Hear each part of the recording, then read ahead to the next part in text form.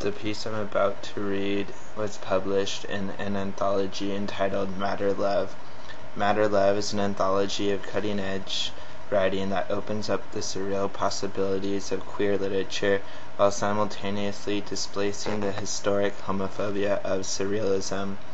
My piece is a response to the surrealist roundtable discussion regarding homosexuality. In it, Pierre Eunuch said, "From a physical point of view, I find homosexuality as disgusting as excrement, and from a moral point of view, I condemn it." This piece is entitled Stall 3, Meditation, Despair, and Solitude. 4 large, empty desks barricade the door to the restroom on the silent third floor, the literature section, a voiceless maze. Undeterred, I move through nude space, occasionally bumping into ideas bulging from books. Enter restroom. Wash hands. Stall 2 is occupied. Why is stall 2 occupied? It's rarely occupied. Usually I open up to Anus God naked. On stall 2, unbedazzled, white and ordinary and full of shit. My ass is the altar. Instead I take stall 3. Some of my contemporaries enjoy the luxury of weeping and singing to their fictional god untroubled, so why must I endure this unidentified neighbor's noxious odor as I delight in my weeping and singing? I shouldn't have eaten the pizza. It's making this unbearable and my heart beat rapidly. Rich kids content themselves with junk food. This isn't a sublime shit. It's reddish, vile, full of carbs. I find the sublime when a shit is so large my entire being is forced to feel its passage from my body, or when brownish green gushes quick out, floats across, or when the smell is strong enough to call to Lord Byron popular applause. But I neither love ye nor fear ye, and though I buy with ye and sell with ye, I will neither eat with ye, drink with ye, nor pray with ye. I am alive. Community college offers nothing, so community college students raid ethnic cheap dives and learn there are a variety of food groups. I should have stayed in community college. Learning for the sake of learning is what I found. Now I'm learning to be a snobby android worrying for scholarship funding. USF gives students cheap, corporate, half-assed attempts at taste and nutrition.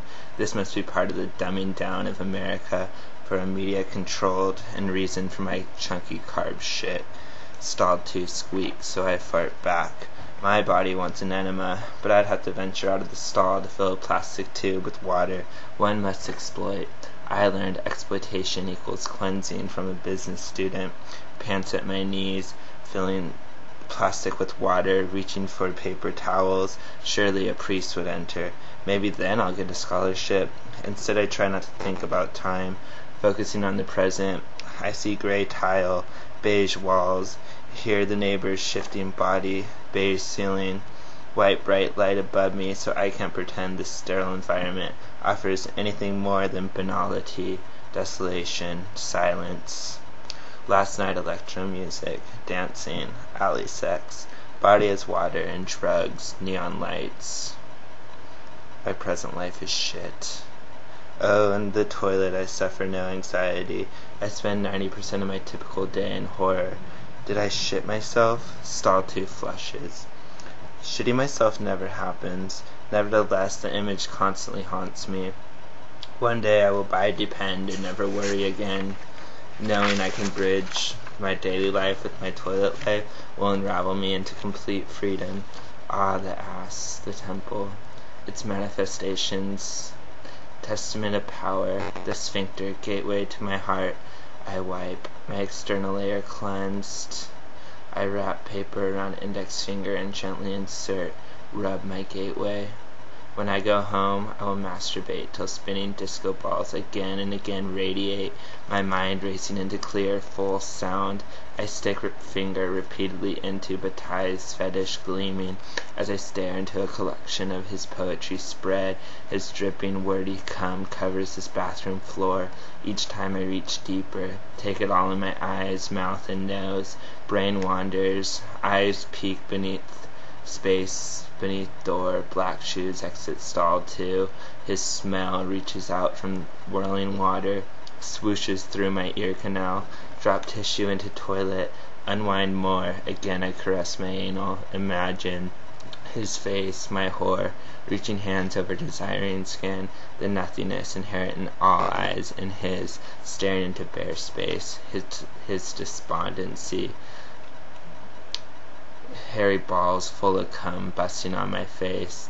Life is an event. You are high with tingly orifices, licking his asshole, stretching open, and its inevitable closure as he washes his hands. He sees the act of defecation as dirty, so he cleanses himself from deliverance, makes his way through the hush-empty library, full of unread books, a sanctuary by meditation, despair and solitude, and laughter and snickers and snorts, nervously, erotically, humanly. Thanks.